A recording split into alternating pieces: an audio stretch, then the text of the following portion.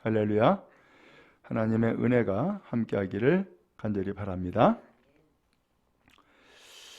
지난주에 이 말씀을 읽었는데 지난주에는 예수님이 예루살렘 성에 들어가신 내용이에요. 근데 예수님이 예루살렘 들어가셔서 첫 번째로 한 일이 무엇이었었죠? 성전에서 상을 둘러엎었어요. 돈 바꾸는 사람, 비둘기 파는 사람, 장사하는 사람, 상을 다 둘러엎었어요. 오늘 그리고서 예수님이 예루살렘 성을 나오신 거예요. 그리고 다음 날이 됐어요.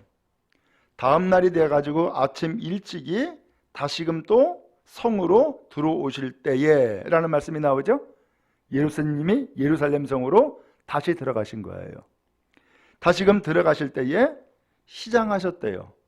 아마 아침 식사를 못하고 가셨나 보죠. 시장하셨대요. 근데 그 길에서 뭘 발견했냐면은 무화과나무를 발견한 거예요. 그럼 무화과나무에는 뭐가 열리죠? 무화과가 열리죠. 근데 그 나무에서 아무리 열매를 찾아도 잎사귀 외에는 열매가 안 보이는 거예요. 그래서 예수님이 나무에게 말씀하는 거예요. 이제부터 영원토록 내가 열매를 맺지 못하리라 라고 예수님이 말씀했는데 신기하고 놀라운 일은 무화과나무가 그 자리에서 말라버린 거예요. 이것을 누가 봤느냐? 제자들이 본 거예요. 그래서 20절에 이상히 여겨 이르되 무화과나무가 어찌하여 곧 말랐습니까? 라고 예수님에게 질문한 거예요. 자, 여기에서 도대체 예수님이 무화과나무를 보고서는 열매를 찾지 못하자 그 나무가 영원토록 열매 맺지 못하리라고 하면서 이 무화과나무를 저주했단 말이에요. 도대체 왜 그랬을까? 아니, 이상하잖아요. 열매를 맺을 때가 되면은 맺겠지. 또 열매가 모든 나무에 다 열매가 맺는 것이 아니라 때에 따라서는 열매를 맺지 못할 수도 있잖아요. 그러면은 열매를 맺을 때까지 기다리면 될 것 아니에요. 근데 왜 굳이 그 이른 아침에 성으로 들어가시면서 시장하시다고 무화과나무 열매를 찾다가 없으니까 왜 그 나무를 저주했냐 말이죠. 이상하잖아요. 먼저 이 무화과나무가 어떻게 열매를 맺는가 자료를 찾아봤더니만은 1년에 2번 열매를 맺는데요. 먼저 첫 번째 열매는 3월 달에 맺는데요. 3월 달에? 그러면 이 3월 달에 열매를 맺어서 그리고서는 이것을 4월, 5월에 익으니까 그때의 열매를 따먹는다는 거예요. 근데 3월에 맺는 열매는 지난 겨울에 지난해 그 가지에서 가지가 있어서 거기에서부터 지난 겨울에서부터 열매를 맺기 시작한 것이 3월달, 4월달, 5월달이 돼가지고서는 비로소 눈에 띄는 거라는 거예요. 열매를 맺게 되는 거라는 거예요. 그런데 이 첫 번째 열매는 사실은 즙이 없대요. 즙. 열매, 그 무화과나무의 열매에 즙이 있어야지 이게 맛있고 먹기 좋을 것 아니에요? 즙이 없대요.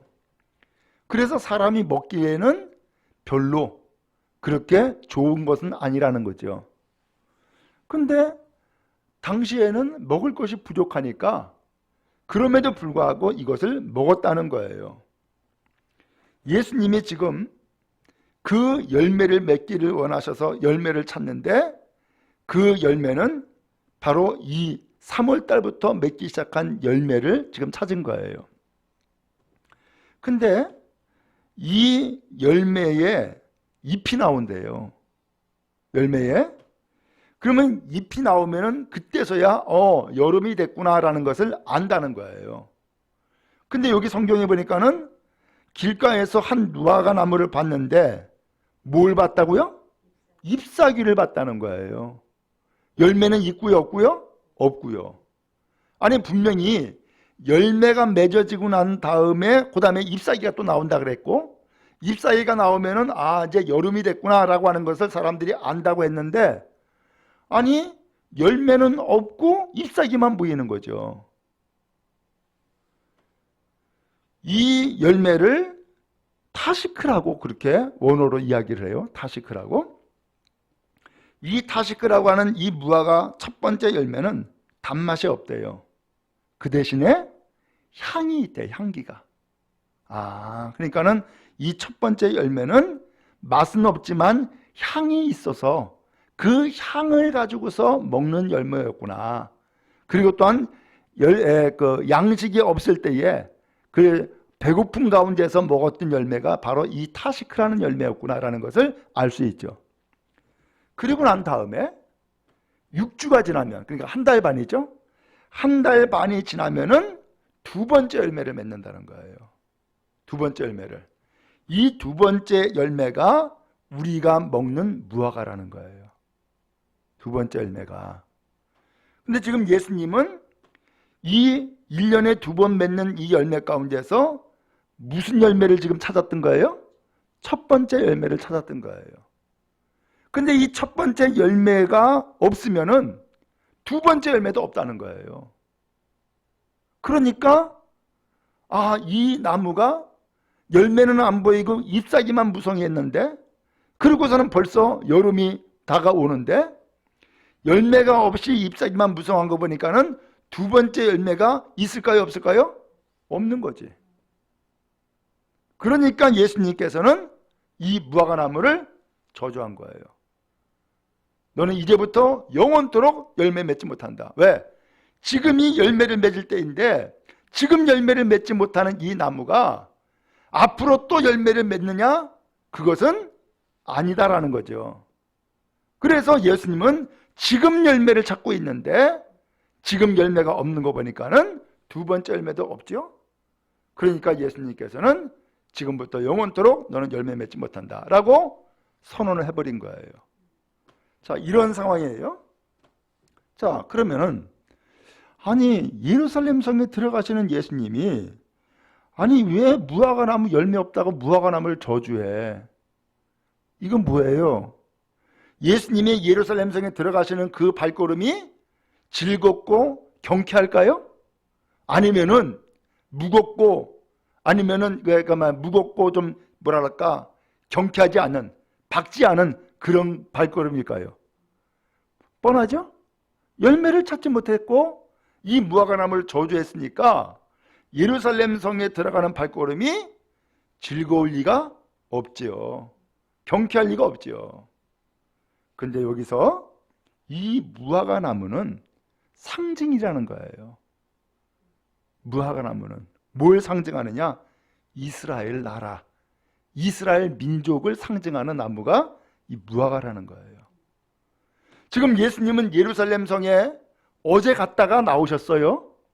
어제 가셔서 뭐 했다 그랬죠? 성전에 장사하는 사람들의 상을 다 둘러엎고 나왔어요. 그러면은 예수님께서 다음날 들어가실 때에는 그 성전에서 뭘 보길 원하실까요? 다시금 또 장사하는 사람들이 들어와 가지고서는 판 깔고 있는 모습을 보길 원할까요? 깨끗하게 청소가 되어 가지고서 내 집은 만민이 기도하는 집이다라고 했는데 하나님 앞에 나와서 예배하고 기도하는 모습을 보길 원할까요? 그렇죠? 장사 다시 하는 사람들 보기를 원하는 것이 아니라 그 사람들은 다 성전 밖으로 다 나가버리고 이 성전 안에서 오직 예배하고 기도하는 사람만이 있기를 원하시는 것이죠. 그런데 그럴까요? 그렇지 않을까요? 그렇지 않을 가능성이 많네. 그렇죠? 그렇지 않을 가능성이 많네. 오늘 이 무화과 나무가 그것을 지금 상징해주고 있는 거예요. 예수님은 이 예루살렘 성에 들어가면서 무화과 나무에서 열매를 찾듯이 지금 이 이스라엘 곧 예루살렘이 열매를 맺기를 원하는 거예요. 예수님이 싹 청소해버렸으니까 이제는 열매를 맺기를 원하는데 열매가 있다고요, 없다고요? 없다라는 거죠. 없다라고 하는 거죠. 그러니까 이 예루살렘은, 이 이스라엘은 희망이 있다, 없다? 없다. 그래서 예수님께서 이 무화과나무 저주를 통하여서 사실은 이스라엘에 대한 예수님의 실망 혹은 분노 혹은 저주를 지금 상징해주고 있는 거예요. 자, 그러면 여기에서 지금 예수님이 우리나라 혹은 우리 교회에 오셨을 때에 예수님이 우리를 보시고서는 어떠하셨을까요? 예수님이 예루살렘 성에 입성하시는 것처럼 우리에게 오셨단 말이에요. 그럼 우리를 보시고서는 아이고, 우리 성령교회 성도들 역시 정말로 신앙생활 잘해. 그리고 예수님을 믿는 그 믿음이 진실해. 그리고 늘 삶에 열매를 맺고 있어. 잘했어, 잘했어. 그러면서 예수님이 칭찬하시겠느냐? 아니면 마치 그 성전에 장사하는 사람들이 자기의 사리사욕을 취하기 위해서, 자기의 이득을 취하기 위해서, 혹은 자기의 권력을 휘두르기 위해서 예루살렘 성의 대제사장과 결탁해서 장사하는 사람들처럼 그러고 있느냐라는 것이죠. 오늘 우리는 그런 의미에서 예수님께서 내 집은 만민이 기도하는 집이다 라고 말씀하는 것처럼 오늘 우리는 오직 주님 앞에 나가서 무엇을 중심으로 해야 될까요? 예배하고 말씀 듣고 기도하는 것이 우리의 신앙의 중심이 되어져야 할 줄로 믿습니다. 이 신앙의 중심을 이렇게 하나님을 예배하는 데 두지 아니하고 다른 데, 예를 들면 아이고 오늘도 심심한데 사람들 만나서 이야기 좀 나누자, 여기에 관심을 갖고 이것이 첫 번째가 되면 돼야 안 돼요? 안 되죠. 아, 교회 나가니까 밥이 맛있던데 오늘도 밥 잘 먹어야지, 이게 첫 번째가 되면은 안 되겠죠? 아이고 내가 오늘 또 텃밭에 나가서 열심히 또 풀 뽑고 또 일 좀 해야지, 역시 이것도 첫 번째가 되면은 안 되겠죠. 우리의 신앙의 첫 번째는 오직 하나님 예배예요. 그렇죠? 예. 오직 주님 앞에 기도하는 거예요. 이것이 우리 신앙의 첫 번째가 될 때에 하나님께서 우리를 기뻐하시고 우리에게 복 주시고 은혜를 베풀어 주실 줄로 믿습니다. 자, 오늘 이렇게 해서 예수님이 이렇게 무화과나무 열매를 저주하니까, 그리고 곧 말라버리니까 제자들이 깜짝 놀란 거죠. 이게 도대체 어떻게 된 거야? 그러면서 예수님한테 물어봤죠. 이게 어떻게 된 겁니까? 어찌 말랐습니까? 그랬더니 예수님이 또 말씀하는 거예요. 21절에 이렇게 대답했어요.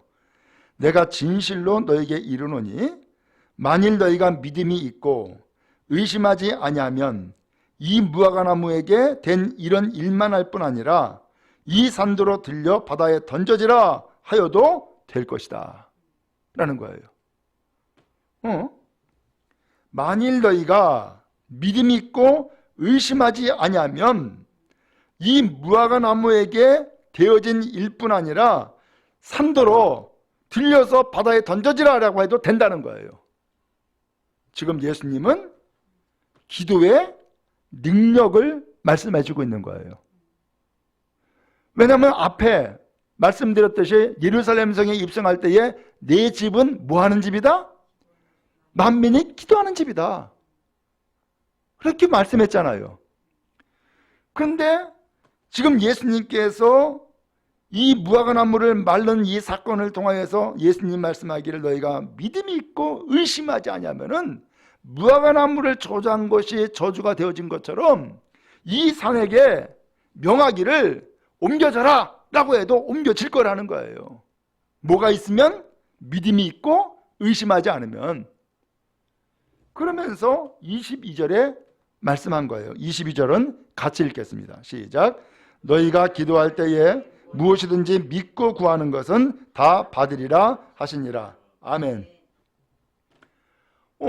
앞에서도 예수님은 예루살렘 성에 들어가서 기도 이야기 하시더니만은 지금 또 무화과 나무의 이 저주 사건을 통하여서 또다시금 뭐라고 말씀하고 있어요?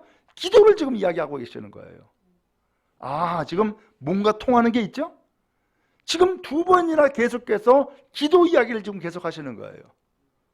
결국 지금 이 예루살렘에 제사장이 있고 사두개인이 있고 장로들이 있고 그러면서 여러 종교인들이 있지만은 이 예루살렘에 뭐가 없다는 거예요? 지금 기도가 없다는 거예요. 그렇죠? 기도가 없으니까 지금 장사하고 있다는 거예요. 기도가 없으니까 권력 누리고 있다는 거예요. 오늘 그러면서 예수님께서 기도할 때에 무엇이든지 믿고 구하는 것은 다 받는다 라고 하면서 기도하라는 거예요. 지금 이게 예수님이 말씀하시고자 하는 의미였던 거예요. 이 무화과 나무를 괜히 저주한 것이 아니라 오늘 우리가 신앙생활 하는데 혹은 교회 나가서 하나님 앞에 예배하는데 오늘 우리가 열매가 있기를 원해요? 없기를 원해요? 있어야지. 그렇죠? 그럼 여러분 교회 나와서 하나님을 믿고 예배하는데 무슨 열매를 맺었으면 좋겠어요? 여러분들은 무엇이 소원이냔 말이죠. 무슨 열매를 맺기를 원하냔 말이죠. 그 열매 맺기를 원하여서 뭐 하라고요? 기도하라는 거예요.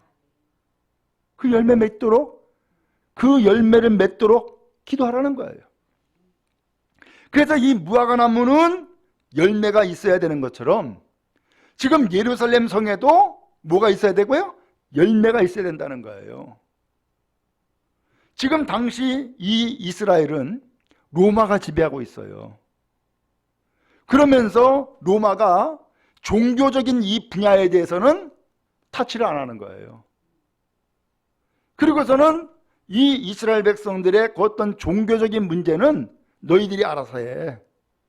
우리는 정치하는 거, 행정하는 거 이걸 통하여서 너희를 지배할 거야 라고 하는 그러한 역할을 하고 있는 거예요. 그런데 이 이스라엘 백성이 그러한 상황에 있다 보니까는 이스라엘 백성들이 전체적으로 지금 무엇을 원할까요? 로마의 압제에서 해방받기를 원하죠. 근데 지금 해방도 안 돼주고 있죠. 그 다음에 성전에서는 하나님 앞에 예배하고 기도해야 되는데 예배하고 기도하는 것은 뒷전이고 장사하는 것이 우선이 되어버리는 상황이 생겨버리니까 이들은 아무리 성전을 화려하게 짓고 거기에 대제사장이 있고 사두개인이 있고 바리새인이 있어도 오늘 이 사람들의 그 신앙의 열매는 있어요, 없어요? 없는 상황이죠. 지금 예수님은 지금 그것을 말씀하고 계시는 거예요. 우리도 마찬가지죠. 어떤 사람은 나는 교회 오래 다녔어 라고 이야기할 수 있어요. 또 어떤 사람은 나는 교회 다니면서 오랫동안 교회를 다녔기 때문에 나 직분도 받았어 라고 할 수도 있어요. 또 어떤 사람은 나는 봉사 많이 하는 사람이야. 또 어떤 사람은 나는 헌금 많이 하는 사람이야 라고 하면서 어떤 자랑 삼아 혹은 자부심을 가지고서 신앙의 삶을 살 수도 있어요. 근데 그게 열매예요? 아니죠. 그게 열매는 아니죠. 오늘 하나님께서 우리에게 진정 원하시는 것은 열매를 맺기를 원하시는 거예요. 열매를. 그러면 열매를 맺으려면 열매를 맺기를 원하는데 그 열매가 도대체 뭘까요? 예수님이 이 세상에 오신 목적과 같아야 돼요. 예수님이 이 세상에 오신 목적은 뭐예요? 구원하러 오신 거예요. 죄에서 구원하여 영원히 구원받고 새 삶, 새 인생을 살아가는 삶을 살아가는 것이 주님께서 원하시는 삶이죠. 근데 우리가 예수를 믿는다라고 했는데도 불구하고 예수를 믿기 전이나 믿고 난 이후나 지금도 달라진 것이 없다. 그거 구원받은 거 안 받은 거예요? 구원받은 게 아니지. 그렇죠? 나는 원래 이런 사람이야. 그런 얘기 해봤자 소용없어요. 주님은 우리에게 지금도 무화과나무에서 열매를 찾는 것처럼 뭘 찾으신다고요? 열매를 찾으시는 거예요.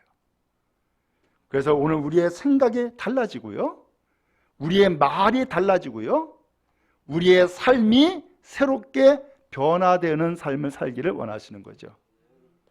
그래서 첫 번째 열매 타시크에게 단맛은 없지만은 뭐는 있었다고요? 향기가 있었다고 했던 것처럼 저 사람 보니까는 저 예수 믿는 사람인가 봐. 저 삶에 향기가 있네. 향기가 있네. 이렇게 이야기가 될 정도가 되면은 그것은 열매 맺은 삶이거든요. 오늘 우리가 그렇게 되기를 원하고 또 그렇게 되길 위해서 이 시간 기도할 수 있기를 간절히 바랍니다. 하나님, 나도 열매 맺기 원해요. 그래서 몸도 건강해지고 마음도 건강해지고 영혼도 새로워져서 정말로 하나님의 자녀답게, 그리고 예수님의 향기가 나타나는 주의 백성 되기를 원해요. 그리고 또한 오늘 우리의 신앙이 이 꿈의 교회의 자랑거리 혹은 자랑스러운 사람 되기를 원해요. 오늘 이러한 신앙의 열매를 맺기를 소원하는 우리 모두가 다 되기를 간절히 바랍니다. 하나님이 은혜 주시고 복 주실 줄로 믿습니다. 예수님이 뭐라 그랬어요? 믿음이 있고 의심하지 아니하면은 다 받는다, 이루어진다 라고 했어요. 기도할 때에 그런 의미에서 믿음 가지고 기도하고요, 주님이 나에게 반드시 열매를 주실 거야 라고 하는 의심하지 않는 이 믿음 가지고 기도할 때에 주께서 열매 맺도록 역사해 주실 줄로 믿습니다.